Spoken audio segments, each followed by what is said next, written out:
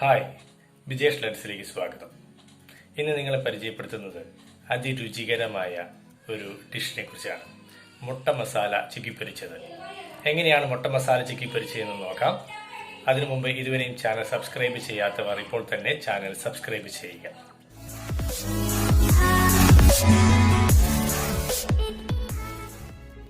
മുട്ട മസാല ചിക്കിപ്പൊരിച്ചതിന് ആവശ്യമായത് ഇവിടെ നമ്മൾ 3 മുട്ടയാണ് എടുക്കുന്നത്.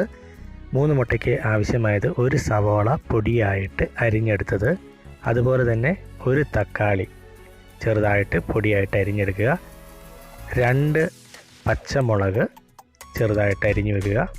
പിന്നെയുള്ള മറ്റൊരു പ്രധാന ഘടകം എന്ന് വെച്ചാൽ നമ്മൾ നൂഡിൽസിലൊക്കെ മേടിക്കുമ്പോൾ കിട്ടുന്ന മാഗി ഇപ്പീൻ്റെ ഒക്കെ കൂടെ കിട്ടുന്ന പാക്കറ്റിൻ്റെ ഒരെണ്ണം. ഇതാണ് ഇതിൻ്റെ രുചി വർദ്ധിപ്പിക്കുന്ന മറ്റൊരു മസാലക്കൂട്ട്. ഇനി നമ്മൾ പാന് അടുപ്പിൽ വെച്ച് ചൂടാക്കിയതിന് ശേഷം 2 ടേബിൾ സ്പൂൺ വെളിച്ചെണ്ണ ഒഴിച്ച് ചൂടാക്കുക. അതിലേക്ക് നമ്മൾ അരിഞ്ഞു വെച്ചിരിക്കുന്ന സവോള അതുപോലെ തന്നെ പച്ചമുളക് ഇട്ട് നല്ലതുപോലെ വേണ്ട, ഏകദേശം കുഴപ്പമില്ലാതെ വഴറ്റിയെടുക്കുക. അതിലേക്ക് നമുക്ക് ആവശ്യത്തിന് വേണ്ട ഒന്ന് വഴറ്റി കിട്ടാൻ ആവശ്യമായ ഉപ്പ് ചേർത്ത് എടുക്കുക. കുറച്ച് മാത്രം ഉപ്പ് മതി. അത് ചൂടായതിന് ശേഷം നമ്മൾ അരിഞ്ഞു വെച്ചിരിക്കുന്ന തക്കാളി ചേർത്ത് അത്യാവശ്യം വഴറ്റി ചൂടാക്കി എടുക്കുക. ഇത് ഒരുവിധം ചൂടായി എന്ന് മനസ്സിലാക്കി കഴിഞ്ഞ് കഴിഞ്ഞാൽ അതിലേക്ക് ഒരു അല്പം കുരുമുളക് ചേർക്കാം.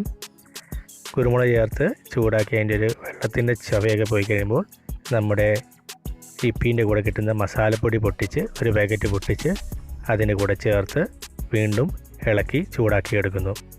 അതിലേക്ക് നമ്മൾ 3 മുട്ട പൊട്ടിച്ച് അത് നല്ലതുപോലെ ഇളക്കിയെടുത്തത് നമ്മൾ ഇതിലേക്ക് ചേർത്ത് പൊരിച്ചെടുക്കുകയാണ്.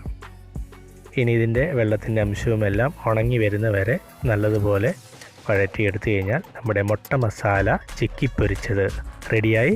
നല്ല ടേസ്റ്റാണ്. ഒരിക്കലുണ്ടാക്കി നോക്കൂ, എന്തായാലും ഇഷ്ടപ്പെടുന്ന രുചിയാണ്. ഈ ഒരു വീഡിയോ നിങ്ങൾക്ക് ഇഷ്ടപ്പെട്ടുവെങ്കിൽ ലൈക്ക് ചെയ്യുക, കമൻറ്റ് ചെയ്യുക, അതുപോലെ തന്നെ ഷെയർ ചെയ്യുക. സബ്സ്ക്രൈബ് ചെയ്യാത്തവർ ഇപ്പോൾ തന്നെ സബ്സ്ക്രൈബ് ചെയ്യുക.